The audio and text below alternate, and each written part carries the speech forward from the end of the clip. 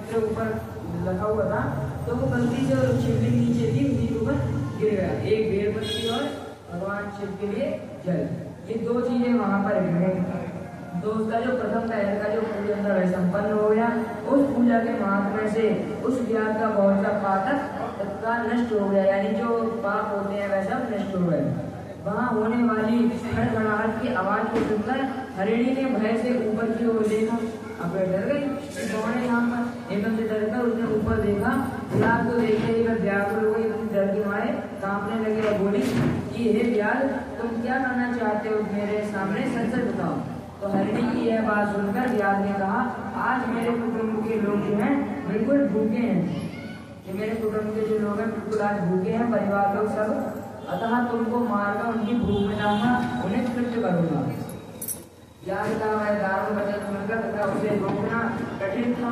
उस भीड़ को बाण डाले देखकर मेरी सोचने लगी कि अब क्या हुआ है, कहाँ जाऊं, कैसा अच्छा कोई उपाय क्यों, ऐसा विचार करके उसने वहां इस प्रकार कहा कि हे भीड़, मेरे मां से तुमको सुख होगा, मेरे इस अनर्थकारी शरीर के लिए इससे अधिक महान होने का कार्य और क्या हो सकता है। यानी उसने चालाकी चलने की सोच ही पड़ी है, क्योंकि उसे पता है अगर मैं आगे बढ़ूंगी तुरंत ही वो एकदम तीर चलाए और मैं बचाऊं, इससे बढ़िया मैं यहीं खड़े खड़े इससे कुछ मतलब योजना बनाती हूँ ताकि मैं मुझे छोड़ दूँ। तो वह जो आदिवासी था उससे बोलती है कितने लोग तुम्हारे अगर घर वाले भूखे हैं तो उनकी भूख शांत करने के लिए मेरा ये जो पापी शरीर है, अगर तुम्हारे मतलब घर वालों को शांत कर देगा, उनकी भूख को उनको मरण से बचा देगा, तो मेरा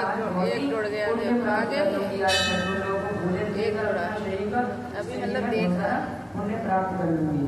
उपकार करने वाले प्राणी को इस लोक में जो पुण्य प्राप्त होता है उसका 100 वर्षों का भी वर्णन नहीं किया जा सकता, परंतु इस समय मेरे सब बच्चे मेरे आश्रम में ही हैं। अब उसने ऐसा कहा कि मेरे जितने बच्चे हैं वह आश्रम में ही हैं, मैं उन्हें अपनी बहन को अथवा स्वामी को सौंपकर लौट आई हूँ।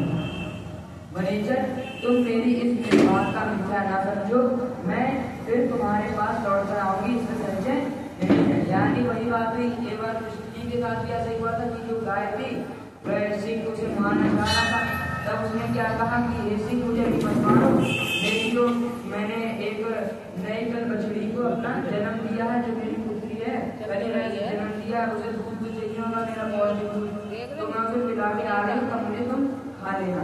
तो सिंह ने कहा मैं तुम्हारी बात को छोड़ गई, तो उन्होंने कहा तुम्हें भरोसा करना चाहिए, हमारा बिल्कुल झूठ नहीं बोलना, आँख पे देख करके हमें खुलवाना पड़ेगा। भगवान की याद ही मानी है, उसने कही ठीक है जाओ। अब वो गई, पहले दूध पिला के उसने कही ठीक है आज से जितना दूध पीना उतना तुम पी लो, पुत्री से कहा तब वह दूध पीती है, क्या हुआ हमारे साथ हो रहे। उन्होंने कहा कि कल खाने के लिए बुलाया, क्योंकि अब आज वो मैं छोड़कर आया, मैं खाने के नाते यहाँ पर आई हूँ, परंतु मैं भगवान की कसम खाई है, इसलिए मुझे जाना होगा, क्योंकि अगर उनकी कसम दूसरी खाई तो मैं या तो मार जाऊंगी, परंतु अगर मैं भगवान कृष्ण की कसम से अगर वहाँ जाती तो क्या पता भगवान श्री कृष्ण पर दया करके मुझे मारे छुड़ा भी नहीं। तो फिर मैं अगले दिन उसे जा रही थी, फिर उसे अपने बच्चे को खिलाकर फिर जा रही थी कि मैं मर जाऊंगी, खाने के लिए शेर मुझे खा लेगा। अब वहाँ पर जैसे जा रही थी, पीछे से उसका जो वो था चराने वाला जो उसका मालिक था, वो उसे बोला कि तुम वहाँ पर मत जाओ, वहाँ में शेर खाई देगा, इससे बड़े यहीं को भगवान श्री कृष्ण से तो माफी मांग लेगा। अब उसकी जो पुत्री थी वह भी कह रही माँ आप मत जाओ, मैं छोड़कर आप मर जाओगे, तो मेरा क्या होगा, मैं कल ही को पैदा नहीं हो सकता। फिर बात तीनों लोग रोने लगे, वो कहाँ मानने वाले, तो कृष्ण भगवान की जो कसम खाई। फिर चलती गई, उन्होंने कहा मैं तो तुम्हारे साथ जाऊँगी। पहले तो अकेले गई, पीछे से वो दोनों ही पीछा करते हुए जा रहे हैं। वो पहुंचे गुफा में शेर की, पीछे से करके वो भी भागती हुई आ गई, और उसका जो मालिक था वो भी तीनों वहीं पर आ गए। अब उन्होंने कहा आज तो मैं बहुत सारे इनाम दे रहे, तो मैं बुलाया तुम तो और लोगों को बुलाकर तीनों को खाली मारी। उन्होंने फिर माता बोली कि मुझे मतलब मुझे खा लो, पर मेरी पुत्री और मेरे माली को छोड़ दो, इनका कोई कसूर नहीं है, इसे तुम छोड़ दो, मेरा खूब सारा मांस है मेरे अंदर, तो मेरे खाते ही पेट भर जाएगा तुम्हारे, इन लोगों को छोड़ दो। तो उन्होंने कहा मैं ऐसे कैसे छोड़ दूँ। उन्होंने कहा कि भगवान श्री कृष्ण के लिए छोड़ दे, अगर तुमने कल नहीं छोड़ दिया था। तो उन्होंने कहा ठीक है, जब तुमने भगवान श्री कृष्ण का नाम ही ले दिया है तो ठीक है, सब तुम्हें ही खाऊंगा, इन लोगों का अपने घर में घर जाए। फिर उसकी पुत्री बोली कुछ नहीं, मैं गरीब पैदा नहीं हूँ, मेरा जो मांस है बिल्कुल मुलायम सा है और बहुत ही अच्छा स्वादिष्ट, तो मुझे खा लो मेरी माता और मालिक को छोड़ दो। अब जो मालिक बोल रहा है कह रहा है कि मैं बूढ़ा बाड़ा हूँ, मेरे छोड़ के मृत्यु हो जाएगी, मुझे मार दो, इन लोगों को छोड़ दो। तब अब बोल मतलब चकरा लेते मैं किसे खाऊँ किसे नहीं खाऊँ। फिर एक अंदर ने कहा कि मैं पहले ऐसा कर रहा हूँ जिससे मैंने कही है मैं उसे ही खाऊंगा। गाय के ऊपर जैसे चलता कि जैसे भगवान कृष्ण आ गए और एक अंदर उसको रोक लिया, उसके सिर पर जैसे ही हाथ रखा उसकी जो बुद्धि थी वह वैसे बदल गई, सदबुद्धि बदल गई, उसने उन तीनों को जानने को कह दिया और भगवान श्री कृष्ण के चरणों में नमन करता हुआ वहां से भाग गया। ऐसे ही है, ऐसे ही जब इसने कहा हिरणी ने, इसने तो सच्ची बात कही है नहीं कही है, पर गाय ने सच्ची बात कही थी वो लौट कर भी आई, पर हरिणी जो है अपनी जान बचाने की शायद झूठ बोल रही है, कह रही है कि मैं तुम्हारे लिए वापस आऊंगी, परंतु जो मेरे बच्चे हैं आश्रम में हैं, मैं उन्हें अपने भैया के पास और अपनी भाभी के पास छोड़ के आ रही हूँ, जिससे कि कोई दिक्कत उन्हें ना हो मेरे मरने के बाद। मैं तुम्हें छोड़कर जैसे अभी तुम्हारे पास वापस आए तुमको खा लेना, कोई दिक्कत नहीं, अपने घर वालों का भोजन बना लेना। तो ऐसा कहकर तो उसमें संशय नहीं है, सत्य ही धरती टिकी हुई है और सत्य से ही समुद्र अपनी मर्यादा में स्थित है और सत्य से ही निर्जलों की जल है और धाराएं गिरती रहती है, सत्य से ही सब कुछ स्थित है। कह रही है कि सत्य में सब कुछ टिका हुआ है, मैं बात कह रही हूँ। सूत जी कहते हैं कि मृगी के ऐसे कहने पर जब व्याध ने यानी जो उनका जो वो था व्याध ने उसी बात नहीं मानी, क्योंकि वो जान लिया कि मेरे ये झूठ बोल रही है, अगर ये झूठ ना बोल रही होती तो अब तक तो ये मुझे करके अभी भाग चुकी होती। तो इसमें अत्यंत विस्मित और भयभीत होकर पुनः इस प्रकार उसने कहना आरंभ कर दिया कि हे व्याध सुनो, मैं तुम्हारे सामने ऐसी शपथ खाती हूँ, यानी मैं तुम्हारे सामने कसम खाती हूँ जिससे घर जाने में मैं अवश्य ही तुम्हारे पास लौट आऊंगी। ब्राह्मण यदि वेद बेचे और तीनों का संध्या ना करे तो उसे जो पाप लगता है पति की आज्ञा का उल्लंघन करके स्वेच्छानुसार कार्य करने वाली स्त्रियों को जिस प्रकार पाप की प्राप्ति होती है और किए हुए उपकार को न मानने वाले, भगवान शंकर से विमुख रहने वाले और दूसरों को द्रोह करने वाले यानी झूठ बोलने वाले, धर्म को लांघने वाले तथा विश्वासघात और छल करने वाले लोगों को पाप मिलता है। मुझे पाप का भागी नहीं बनना है, इसलिए मैं तुमसे झूठ नहीं बोल रही, मैं वापस तुम्हारे पास लौट कर आ जाऊंगी, तो उसी पाप से मैं लिप्त हो जाऊं यदि लौट कर ना आऊं। तो इस तरह उसने अपनी शपथ जो थी उसे शपथ को खाकर जब मृगी चुपचाप खड़ी हो गई तब उस विचार में पर विश्वास कर लिया, क्योंकि अब उसे पता है जब इतना इसके अंदर ज्ञान भरा हुआ है तो इसका मतलब कोई बढ़िया बात होगी, झूठ तो बोल नहीं रही होगी। तो उसने सोचकर ऐसा सोचकर उसे जाने को कह दिया, तो उसने कहा कि जल्द से जल्द यहाँ पर वापस आ जाना। इस तरह अनेक शपथ खाकर जब मृगी चुपचाप खड़ी हो गई तब उस ज्ञान पर विश्वास करके कहा कि अच्छा अब तुम अपने घर जाओ और तब मृगी पर खुशी के साथ पानी पीकर अपने आश्रम मंडल में चली गई। इतने में ही रात का वह पहला प्रहर व्याध के साथ बीत गया, पीछे बढ़ा रहा पहले था 7 से 8 बजे पूरा का पूरा बीत गया। जब 1 घंटा पूरा बीत जाने के बाद जो बहन की दूसरी मृगी जिसकी पहली ने स्मरण किया था उसी की राह देखती हुई जल पीने के लिए वहां पर आ गई, यानी जो उसकी बहन की उस मृगी की उस हिरण की मृगी जो आई थी वहां पर उसकी एक बहन थी, वो भी वहीं तो पानी पीने के लिए आ गई। तब उसे देखते हुए भीम स्वयं बाण को गर्दन से खींचा, ऐसा करते समय पुनः पहले की भांति भगवान शिव के ऊपर जल का बिल्वपत्र गिर पड़ा, यानी फिर से वहां पर जल पे शिवलिंग के ऊपर बिल्वपत्र गिर गया। तो शिव जी के ऊपर जैसे बिल्वपत्र गिरा और जल गिरा उसके द्वारा महात्मा शंभु की दूसरी पहर की तैयारी संपन्न हो गई, यानी 8 से 9 बजे तक की। 7 से 8 पहला प्रहर, 8 से 9 दूसरा प्रहर, इन दोनों में उसने जल चढ़ा दिया और दोनों हिरणी के चक्कर में ये सब हुआ। यद्यपि वह प्रसंगवशी हुई थी, यानी उसे अपनी तरफ से नहीं करी कि भगवान के ऊपर मैं भगवान को मानता हूँ, गलती से उसके ऊपर जब हो गया तो गलती से शायद किसी से हुआ अगर उसका हाथ टच हो गया है तो ये समझ लीजिए कृपा जो जिस पर हुई है वह वो व्याधि का यानी है आदिवासी का, जिस पर भगवान शिव कृपा करेंगे। मृगी ने उसे बाण खींचते हुए देखा, बनेचर यह क्या करते हो? व्याध ने पूर्व यानी पहले की तरह उत्तर दिया कि मैं अपने भूखे कुटुंब को यानी हुआ। यह सुनकर वह मृगी बोली कि हे व्याध, मेरी बात सुनो, मैं धन्य हूँ, मेरा देह धारण सफल हो गया है, क्योंकि आगे जाके बैठ जा। शरीर से शरीर के द्वारा अगर किसी का उपकार होगा, परंतु मेरे छोटे छोटे बच्चे घर में हैं, अतः मैं एक बार जाकर उन्हें अपने स्वामी को सौंप दूं, तो तुम्हारे पास लौट आऊंगी। यानी जो उसकी बहन थी वह भी यही कह रही है, अपने जो व्याध है आदिवासी उससे भी वही कह रही है। तो व्याध बोला कि तुम्हारी बात में मुझे विश्वास नहीं, मैं तुझे मार डालूंगा, इनका संचय नहीं है। यह सुनकर वह हरिणी भगवान विष्णु की शपथ खाती हुई बोली, उसने भगवान विष्णु की कसम खाई कि हे व्याध, जो कुछ मैं कहती मुझे सुनो, यदि मैं लौटकर ना आऊं तो अपना सारा पुण्य हार जाऊंगी, यानी जितना ही आज तक मैंने पुण्य कमाया वैसा मैं खो बैठूंगी, क्योंकि जो वचन देकर उसको पलट जाता है वह अपने पुण्य को हार जाता है।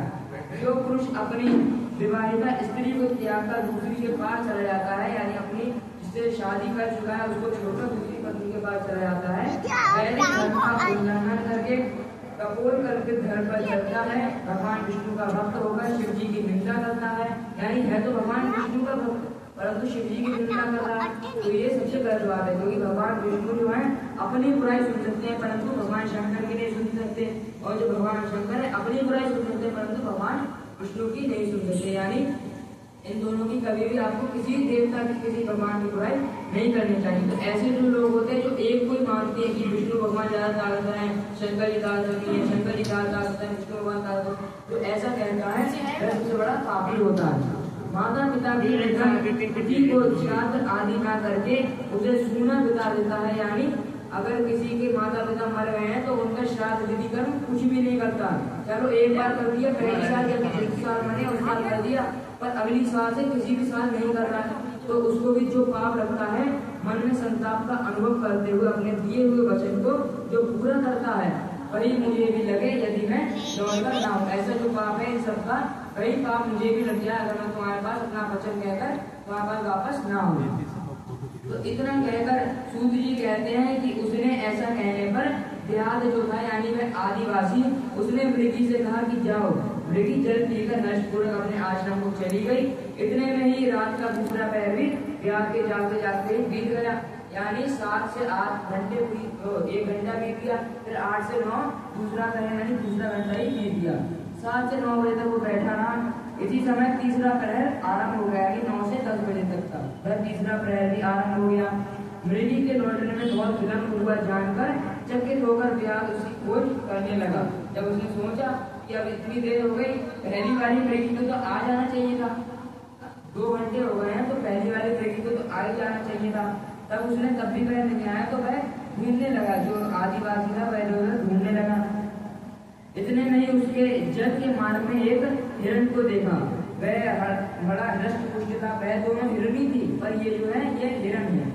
तो उसे देखकर वनेचर को बड़ा ही खुशी हुई और वह धनुष पर बाण रख के उसे मारने के लिए उद्यत हो गया। ऐसा करते समय उसके प्रारब्धवश कुछ जल और बिल्वपत्र शिव जी पर गिर पड़े, यानी फिर से जब मारने को राजी हुआ तो भगवान शिव की कृपा से उसका जो जल था और बेलपत्र फिर से तीसरे पहर में भगवान के ऊपर गिर गया, जिससे कि तीसरे पहर की भी जो पूजा की वह संपन्न हो गई।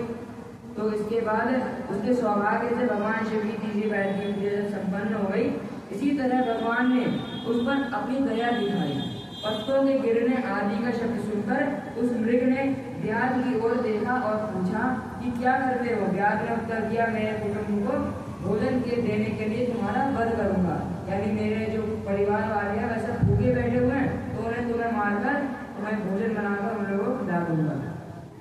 व्याध की बात सुनकर हिरण के मन में बहुत ही ज्यादा हर्ष हो गया, यानी खुशी हो गई, और तुरंत ही व्याध से इस प्रकार बोला कि मैं धन्य हूँ, मेरा हृष्ट पुष्ट शरीर जो है सफल हो गया, क्योंकि मेरे शरीर से आप लोगों की तृप्ति होगी। यानी अगर मैं अपने शरीर को तुम लोगों को दे देता हूँ और तुम्हारा भूख मिट जाती है तो इससे बड़ा कोई पुण्य नहीं है। जिसका शरीर परोपकार के काम में नहीं आता, यानी किसी के अच्छे के लिए नहीं आता, उसका सब कुछ व्यर्थ हो चला जाता है। जो सामर्थ्य रहते हुए भी किसी पर उपकार नहीं करता, यानी जिसके पास खूब धन है फिर भी जो उसके घर पे कभी गरीब आ गए कभी भिखारी आ गए कुछ दे नहीं रहा दान में, तो उसका ये जीवन जो होता है बिल्कुल असफल ही बीत जाता है, तथा वह परलोक में नरकगामी होता है, नरक को चला जाता है। परंतु एक बार मुझे जाने दो। यानी दो ने ऐसा किया कि मुझे जाने दो, मैं तुम्हारे पास वापस लौट कर आ जाऊंगी। अब हिरण भी यही कह रहा कि परंतु मुझे एक बार मुझे जाने दो, मैं अपने बालकों को उसकी माता के हाथ में सौंप आऊं और उन सबको ढेर बनाकर यहाँ लौट आऊंगा। इस प्रकार उसके कहने पर व्याध मानी मन बड़ा विस्मित हो गया। फिर से वह चौंके कि ये बारंबार हो क्या रहा है, मैं एक बार माफ कर दिया, फिर दूसरा इंसान आ रहा है, वो भी यही कह रहा है कि मैं अपने बच्चों को छोड़कर आ रहा हूँ, तो तीसरा ही आ रहा है, ये भी कह रहा है कि मैं अपने बच्चों को सौंप कर आ रहा हूँ। तो उसका हृदय जो था कुछ शुद्ध जैसा हो गया था और उसके सारे पाप को नष्ट हो चुके थे। यानी जब भगवान शंकर को जल चढ़ाया है तो उसकी बुद्धि भी तो पलटनी है। उसकी बुद्धि जो बुद्धि थी जानवरों को मारने की है, सब बुद्धि में बदल गई। उसने इस प्रकार कहा कि जो जो यहाँ पर आए वे सब तुम्हारी ही तरह बातें बनाकर चले गए, परंतु वे वंचक अभी तक यहाँ पर लौटे नहीं है। हे मृग, तुम भी इसी समय संकट में हो, इसलिए झूठ बोलकर चले जाओ। फिर आज मेरा जीवन निर्वाह कैसे होगा? यानी अगर हम लोग यहाँ से अगर तुम भी ऐसे झूठ बोलकर यहाँ चले जाओगे तो आज हम लोग मर जाएंगे भूख के मारे, हमारा जीवन निर्वाह कैसे होगा? इस पर जो हिरण था वह बोला कि हे व्याध, हे आदिवासी, मैं जो कुछ भी कहता हूँ उसे ध्यानपूर्वक तुम सुनो। मुझसे असत्य नहीं है, यानी मुझमें असत्य नहीं है। अगर मैं तुम लोग को आई थी, उनने तुमसे भले ही झूठ बोलकर चली गई हूँ, पर मैं तुमसे बिल्कुल भी झूठ बोलकर नहीं जाऊंगा। सारा चराचर ब्रह्मांड सत्य पर ही टिका हुआ है। जिसकी वाणी झूठी होती है उसका पाप जो पुण्य होता है क्षण भर में नष्ट हो जाता है। यानी जो भी झूठ बोल देता है उसका जो पाप है वो पुण्य है वह नष्ट हो जाता है। और तथापि हे वीर, यानी हे आदिवासी, तुम मेरी सच्ची प्रतिज्ञा सुनो।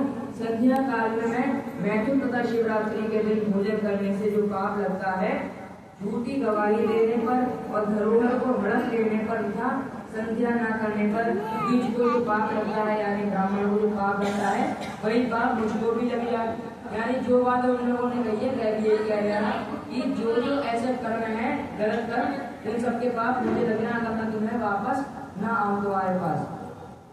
यदि मैं लौटकर ना आऊँ, जिसके मुख से कभी शिव जी का नाम न निकलता हो, जो सामर्थ्य रहते हुए भी दूसरों का उपकार नहीं कर